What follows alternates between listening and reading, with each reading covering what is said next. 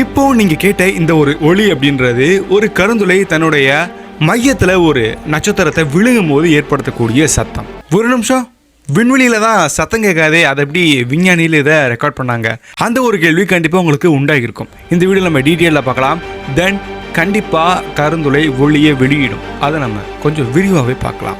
இது ஸ்பேஸ் குவிஸோட ஒரு video. So நீங்கள் வீடியோ ஃபுல்லாக பாருங்கள். I am Logabala Karthikeyan. You are வாட்சிங் Zenith of Science.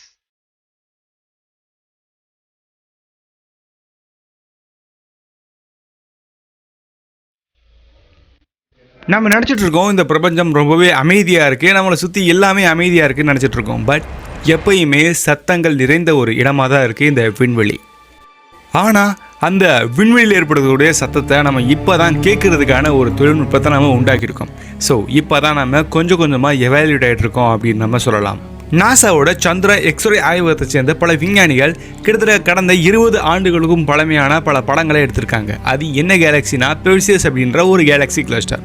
இது கிட்டத்தட்ட 20 ஆண்டுகளுக்கு முன்னாடியிலிருந்து எடுக்கப்பட்ட பல இமேஜஸ்லேருந்து நம்ம சோனிஃபிகேஷன் அப்படின்ற ஒரு முறைப்படி ஒரு கருந்துளை எப்படி அதோடைய ஒளியை வெளிப்படுத்தும் அப்படின்றத அவங்க பிரிச்செடுக்கிறதுக்கு ரொம்பவே ட்ரை பண்ணியிருக்காங்க. அது சக்ஸஸ்ஃபுல்லாக முடிஞ்சிருச்சு. இப்போ நீங்கள் கேட்டீங்க இல்லையா, இந்த ஒளி தான். இது ஒரு கேலக்சி கிளஸ்டர்னு சொல்லலாம். பல கேலக்சிஸ் ஒன்று சேர்ந்த ஒரு கிளஸ்டர். நம்ம பூமிக்கு ரொம்ப பக்கத்தில் இருக்கக்கூடிய ஒரு கேலக்சி கிளஸ்டர். கிட்டத்தட்ட நம்மள்கிட்ட இருந்து 240 ஒளியாண்டுகள் தொலைவில் இருக்குது இந்த ஒரு கேலக்சி கிளஸ்டர். இந்த ஆராய்ச்சிக்கு தலைமையாக இருக்கக்கூடிய நாசாவோட சந்திர எக்ஸ்ரே ஆய்வகத்தை சேர்ந்த விசுவலைசேஷன் சயின்டிஸ்டான கிம்பர்லி ஆர்கெட் அப்படின்றவர் இந்த சோனிஃபிகேஷன் அப்படின்ற இந்த முறைப்படி நம்ம சவுண்டை வெளிப்படுத்தக்கூடிய இந்த நிகழ்வு கடந்த சில வருடங்களாகவே நடந்துட்டு தான் இருக்குது. இது நம்ம பல கேலக்சிஸாக இருக்கட்டும், பல நெபுலாஸாக இருக்கட்டும், அதோடைய வண்ணங்கள் அடிப்படையில் அது இந்த மாதிரியான ஒரு ஒளிகளை ஏற்படுத்தலாம் அப்படின்றத நம்ம உருவாக்கி வச்சுருக்கோம். ஆனால் ஒரு கருந்துளை இந்த சத்தத்தை உருவாக்குது அப்படின்றது இப்போ தான் நம்ம ஃபர்ஸ்ட் டைமாக அனலைஸ் பண்ண ஆரம்பிச்சிருக்கோன்றதை சொல்லியிருக்காரு. அதுவும் இந்த கருந்துளை ஒரு நட்சத்திரத்தை தனக்குள்ளே விழுங்கும்போது அது வெளிப்படுத்தக்கூடிய ஒளி அப்படின்றது கண்டிப்பாக மனிதர்களால் கேட்க முடியாத ஒளியாக தான் இருக்குன்றதை ஒரு ஆணித்தரமாக சொல்கிறாரு. இந்த சோனிஃபிகேஷன் அப்படின்ற இந்த முறைப்படி ஒரு சத்தத்தை வெளிப்படுத்தக்கூடிய இந்த நிகழ்வை நம்ம ஒரு சில மணி நேரங்கள்லேயே எடுத்துடலாம். ஆனால் நம்ம எடுக்கக்கூடிய டேட்டாஸ் அந்தளவுக்கு ரொம்ப பர்ஃபெக்டாக இருக்கணும், இல்லாட்டி ரொம்ப நாட்கள் இருக்கிறதுக்கு வாய்ப்பு இருக்குது.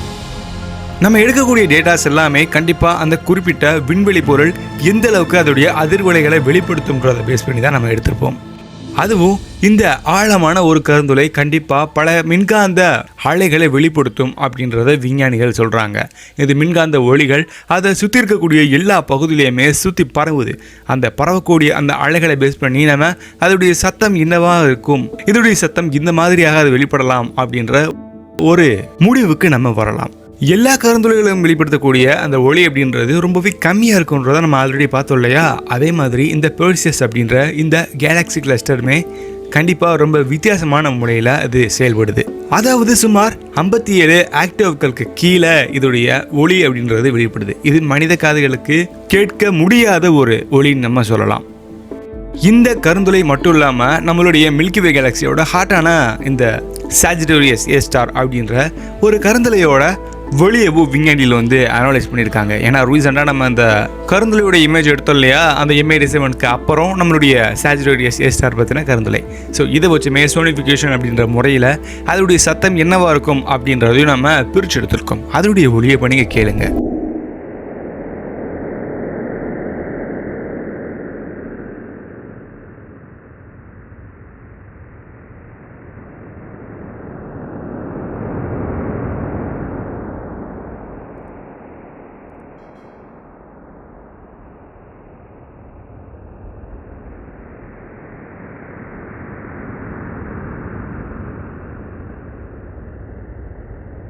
இந்த ஆர்கண்ட் அப்படின்ற இந்த விஞ்ஞானி இன்னும் ஒரு சில ஸ்டேட்மெண்ட்டை வெளியிடுத்துறாரு.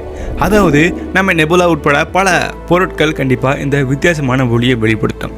ஆனால் அந்த ஒளி அப்படின்றது எந்த அளவுக்கு கொஞ்சம் இம்பேக்டை கொடுக்குது. ஒரு சில ஒளிகள் ஹாரராக இருக்கும், ஒரு சில ஒளிகள் கொஞ்சம் மெலோடியாக இருக்கும்.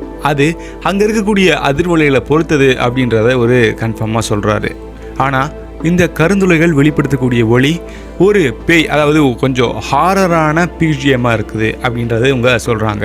இது இங்கே இருக்கக்கூடிய தரவை வச்சு நம்ம பார்க்கும்போது அப்படி தான் சொல்ல முடியும். இது மட்டும் இல்லாமல் ஆர்கன் சொல்கிற இன்னொரு ஸ்டேட்மெண்ட் பார்த்தோம்னா, இந்த பிரபஞ்சம் முழுக்க ஒவ்வொரு பொருளுக்கும் உண்மையான இசையும் வடிவங்களும் இருக்குது.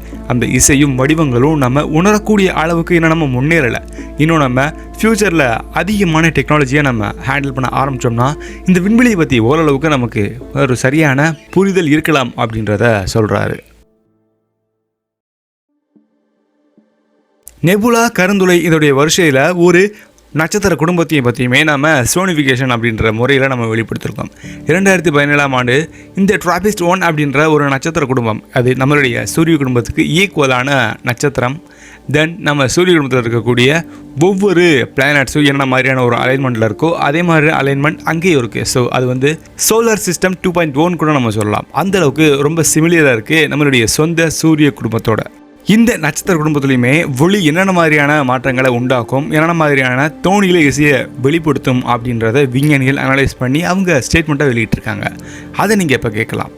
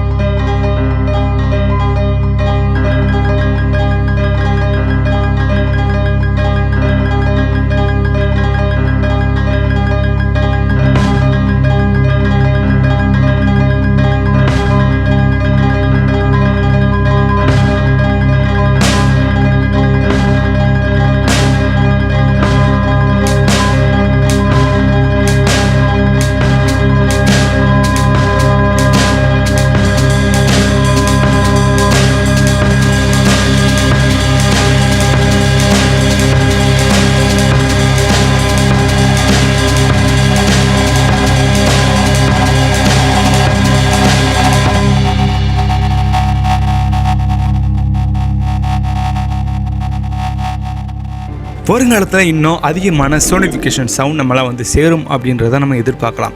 தென் இந்த ஸ்பேஸ் கோர்ஸுக்கான நம்ம இடத்தையுமே நம்ம தொடர்ந்து பார்க்கலாம். அதாவது இந்த வீடியோக்கான ஸ்பேஸ் கோர்ஸ் பார்த்தோம்னா இப்போ நம்ம பார்க்குறோம் இல்லையா, ஒரு கேலக்ஸி கிளஸ்டர் அது நம்மளுடைய பூமியில் ரொம்ப பக்கத்தில் இருக்குன்ற சொல்கிறோம். அதோடைய டிஸ்டன்ஸ் எவ்வளோ இருக்கும்? ஆப்ஷன் ஏ 240 ஒளியாண்டுகள், ஆப்ஷன் பி 250 ஒளியாண்டுகள், ஆப்ஷன் சி 1000 ஒளியாண்டுகள், ஆப்ஷன் டி 1 ஒளியாண்டுகள். உங்களுடைய ஆன்சரை மறக்காமல் ஜோஸ் ஹேஸ் 17 ஸ்பேஸ் உங்களுடைய ஆன்சர் ஸ்பேஸ் உங்களுடைய நேம் வித் உங்களுடைய லொக்கேஷனை மறக்காமல் 9092994105 அப்படின்ற நம்பருக்கு நார்மலாக SMS பண்ணுங்கள். இதே மாதிரி வேறு ஒரு வித்தியாசமான வீடியோ நம்ம கண்டிப்பாக சந்திக்கலாம். அதுவரை உங்களிடம் வந்து விடைபெறுவது நான் உங்கள் மூல் லோகபால கார்த்திகேயன். வீடியோ பிடிச்ச மறக்காமல் நீங்கள் லைக் பண்ணுங்கள். தேங்க்யூ ஃபார் வாட்சிங். See you next video. Bye. மரமலர்ப்போம், வரும் கால சந்ததிகளை காப்போம்.